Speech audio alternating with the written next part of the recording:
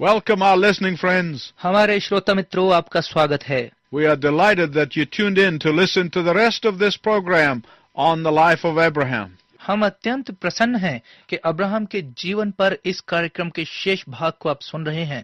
In our last broadcast in Genesis chapter 15, हमारे पिछले प्रसारण में उत्पत्ति 15 अध्याय में we left Abraham on an emotional and spiritual peak. हमने अब्राहम को भावात्मक और आत्मिक शिखर पर छोड़ा था। God passed between the pieces of the sacrifice to confirm his covenant. परमेश्वर ने बलि किए गए टुकड़ों के बीच से गुजरकर अपनी वाचा को प्रमाणित किया। Now you would think that Abraham would spend the rest of his life continually trusting and waiting for the Lord. अब आप सोचेंगे कि अब्राहम अपना शेष जीवन परमेश्वर पर भरोसा करते हुए और उसकी बाट जोहते हुए बिताएगा। But instead, in a moment of impatience, he did an about face. परंतु इसके विपरीत धैर्य खोते हुए क्षण भर में ही उसने अपना मुंह फेर लिया And stumbled headlong into the biggest mess he had ever made in his life. और अपने जीवन में की गई सबसे बड़ी गलती में मुंह के बल गिर पड़ा। You may remember I told you in the last few broadcasts that testing always nips at the heels of blessings. आपको याद होगा कि पिछले कुछ प्रसारणों में मैंने कहा था कि परीक्षाएं आने वाली आशीषों की आहट हैं। For if Genesis 15 is called the chapter of faith, अगर उत्पत्ति 15 अध्याय को विश्वास का अध्याय कहा जाता है, then Genesis chapter 16 is a chapter of defeat. तो उत्पत्ति 16 अध्याय पराजय का अध्याय है। If in Genesis 15 Abraham walked by faith, अगर उत्पत्ति 15 अध्याय में अब्राहम विश्वास के द्वारा चला, in Genesis 16 he walked by sight. तो उत्पत्ति 16 में वो दृष्टि के अनुसार देखकर चला। If in Genesis 15 Abraham listened only to God, अगर उत्पत्ति 15 में अब्राहम ने केवल परमेश्वर को सुना, in Genesis 16 he did what Adam did and listened to his wife. उत्पत्ति 16 अध्याय में उसने वही किया जो आदम ने किया था और अपनी पत्नी की बात सुनी। My listening friends, don't misunderstand me here. मेरे श्रोता मित्रों, यहाँ पर आप मुझे गलत न समझें। Wives are wonderful counselors.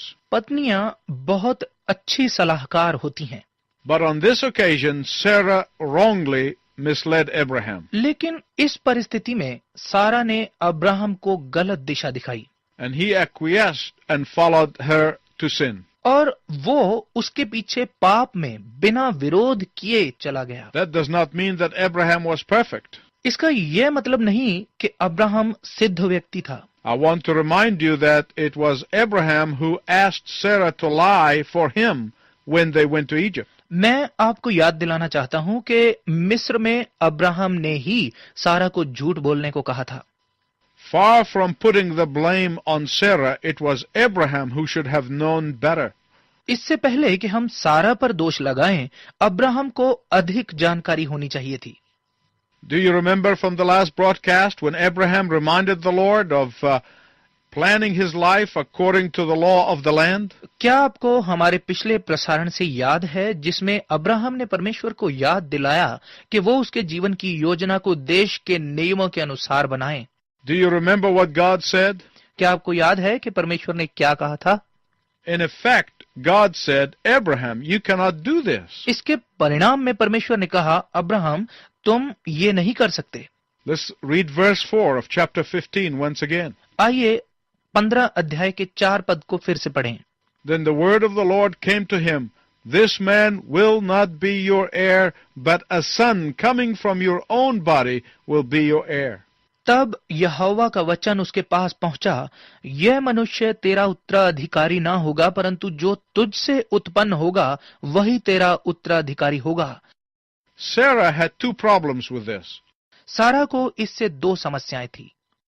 Number one, पहली समस्या, she was thoroughly frustrated because she was unable to become pregnant. वो पूर्ण रूप से निराश थी क्योंकि वो गर्भवती होने में असमर्थ थी। Some of you will understand Sarah's heartache. आप में से कुछ सारा के दर्द को समझेंगे। Secondly, दूसरी समस्या, it did not seem that at her age she would be able to have her own baby. ऐसा नहीं लगता था कि इस उम्र में वो बच्चा उत्पन्न कर पाएगी। So she did what was customary of those days for a barren woman who could not have a child of her own. इसलिए उन दिनों एक बांझ स्त्री जो बच्चा उत्पन्न नहीं कर सकती थी, जो ऐसी स्त्री को करना चाहिए था, परंपरागत तौर पर सारा ने वही किया। She gave her maid to her husband so that the maid could bear a child by the husband. उसने अपने पति को अपनी दासी दे दी, जिससे उसकी दासी उसके पति के द्वारा संतान उत्पन्न कर सके। This is symbolically at least as if the baby was born of the wife. कम से कम ये प्रतीक था कि जैसे संतान पत्नी के द्वारा ही उत्पन्न हुई हो। So in verse 2 of chapter 16, Sarah tells Abraham, God has prevented me from having a baby. तो 16 अध्याय के 2 पद में सारा ने अब्राहम से कहा, देख यहोवा ने मुझे संतान उत्पन्न करने से वंचित रखा है।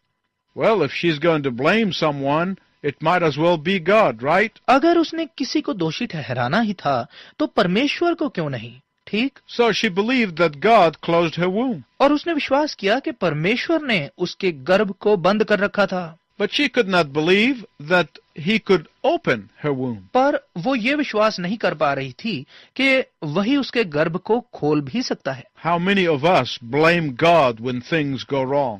हम में से कितने ही परमेश्वर को दोषी ठहरा देते हैं जब परिस्थितियां गड़बड़ा जाती हैं। And we cannot believe that God can bring good out of these wrong things. और हम ये विश्वास नहीं कर पाते कि प्रभु इन गड़बड़ी भरी परिस्थितियों में से भी भलाई को उत्पन्न कर सकता है। But that is wrong thinking. पर ये गलत विचारधारा है। Sarah's action was the epitome of self-sacrifice. सारा का ये कार्य आत्मत्याग करने का उदाहरण था। But sometimes we do the wrong thing with good motives. पर कभी-कभी हम अच्छे उद्देश्यों से गलत कार्य कर बैठते हैं। And that does not glorify God. और इससे परमेश्वर को महिमा नहीं मिलती। Sarah was trying to circumvent and short-circuit God's plan. अनजाने में सारा परमेश्वर की योजना में एक रुकावट बन रही थी। So she misled Abraham away from the path of obedience and trusting in God's promises on God's schedule. और उसने अब्राहम को आज्ञा पालन के पथ से और परमेश्वर की प्रतिज्ञाओं और उसके नियुक्त समय पर भरोसा करने से बहका दिया। She not only wronged Abraham, she wronged Hagar and she wronged herself. उसने न केवल अब्राहम से गलती करवाई, हाजरा से भी और खुद को भी उस भूल में डाला। By trying to rob herself from being the matriarch of a great nation. अपने आप को एक बड़े राष्ट्र की कुल माता होने से लूटने की कोशिश के द्वारा। My listening friends, listen carefully. मेरे श्रोता मित्रों, ध्यान से सुनिए। Christians often make the same double-edged mistake that Sarah made. मसीही अक्सर ऐसी दोहरे प्रभाव की गलतियां करते हैं जैसी सारा ने की। Namely, presuming on God's grace on the one hand, नाम लेकर एक तरफ परमेश्वर के अनुग्रह को मानकर चलना and trying to help God out on the other. और दूसरी तरफ परमेश्वर की बाहर आने में सहायता करने की कोशिश करना। What about Abraham? और अब्राहम ने क्या किया? Well, he went right on with the program. और वो सीधा योजना पर चल दिया। He did not pray. उसने प्रार्थना नहीं की। He did not go to Bethel to check with God. परमेश्वर का परामर्श पाने के लिए वो बेतेल नहीं गया। It was a natural thing to do. ऐसा करना स्वाभाविक था। And when something is natural, it is not supernatural. और जब कुछ स्वाभाविक होता है तो उसमें अलौकिक कुछ नहीं होता। But what an awesome God we have. पर हमारा परमेश्वर कितना महान है। He is famous for picking up the tattered threads of our disobedience and weaves them into something beautiful. वो हमारे आज्ञा उल्लंघन के उधड़े रेशों को उठाकर उन्हें बुनकर पुनः खूबसूरत बनाने के लिए जाना जाता है। He is famous for pasting together the fragments of fractured lives into beautiful picture. परमेश्वर टूटे जीवन के टुकड़ों को जोड़कर खूबसूरत चित्र बनाने के लिए जाना जाता है। He specializes in taking the throwaway material and produces a beautiful quilt out of them. कूड़े करकट में से भी वो खूबसूरत चीजें बनाने में सक्षम है। So Abraham and Sarah finally found out a way to help God perform his miracle. तो आखिर में अब्राहम और सारा ने रास्ता ढूंढ ही लिया कि इस बड़े आश्चर्य कर्म में वो परमेश्वर की सहायता कैसे कर सकते हैं। Listening friends, I want you to listen very carefully. श्रोता मित्रों, मैं चाहता हूं कि आप बहुत ध्यान से सुने। When God intervenes, he doesn't need any help. जब परमेश्वर हस्तक्षेप करता है तो उसे किसी तरह की सहायता की जरूरत नहीं होती। In fact, the opposite is true. वास्तव में सच्चाई इसके बिल्कुल विपरीत है। When we step out of God's plan, we try to do it ourselves, and we can be sure that strife will follow.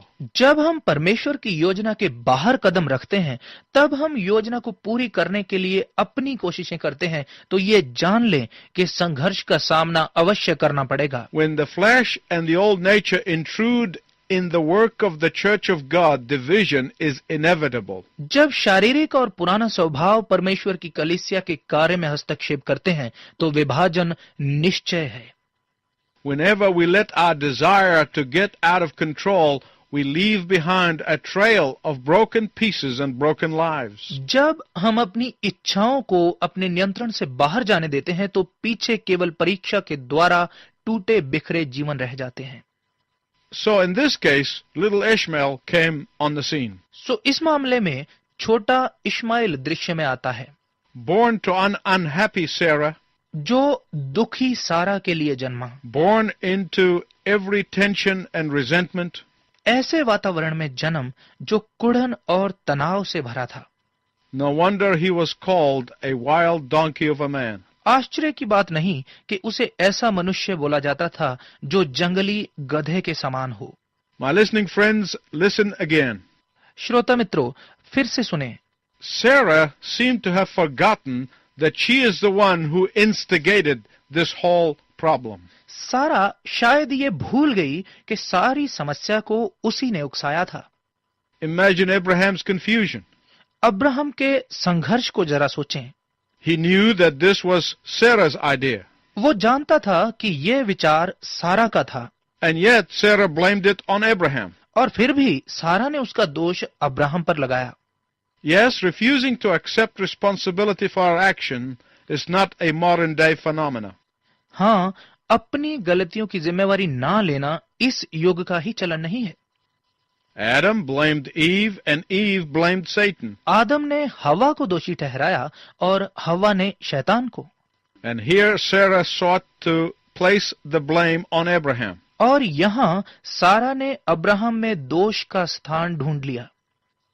Poor old Abraham, he was living in a house with two feuding women. बेचारा बूढ़ा Abraham एक ही घर में दो झगड़ालू स्त्रियों के साथ रह रहा था। Men, I want you to learn from Abraham, learn how you handle this situation. पुरुषों, मैं चाहता हूं कि अब्राहम से आप सीखें कि ऐसी परिस्थिति में क्या करना चाहिए। Abraham understood the first lesson of survival, which is called surrender. Abraham ने जीवित रहने का पहला पाठ सीख लिया, जिसे आत्मसमर्पण कहते हैं। He knew he couldn't go to work and get away from home. वो जानता था कि वो काम पर नहीं जा सकता कि घर से दूर हो सके। Most of us prefer to run away from our problems.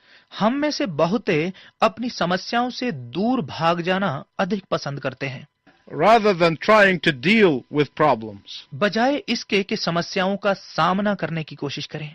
But what they often don't realize is this, परंतु अक्सर वो ये नहीं समझ पाते that they are carrying their problems right with them.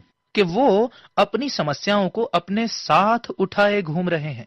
But the angel of the Lord appeared to Hagar, परंतु प्रभु का स्वर्गदूत हाजिरा के पास आया and the angel told her the two words that would give most of us pause, and Hagar tried to escape from the house situation. हाजिरा ने घर की परिस्थिति से भागने की कोशिश की और स्वर्गदूत ने उसे दो शब्द कहे जिससे हम में से बहुत रुक सकते हैं या थम सकते हैं।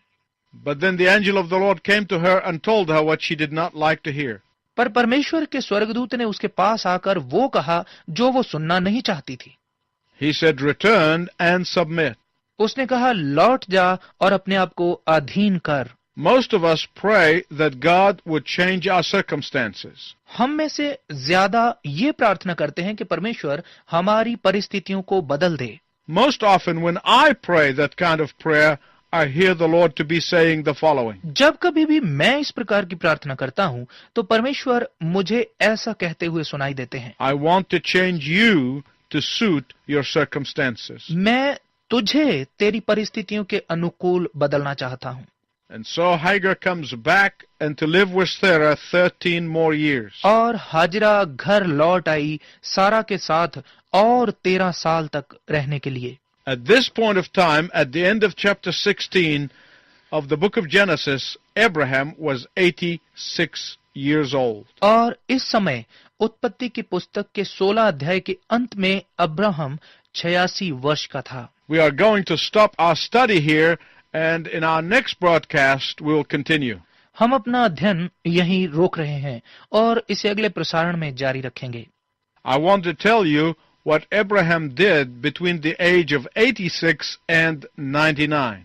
मैं आपको बताना चाहता हूं कि अब्राहम ने 86 और 99 की आयु के बीच में क्या किया। Until then, I wish you God's richest blessing. तब तक मैं परमेश्वर की महान आशीषें आपके लिए मांगता हूं।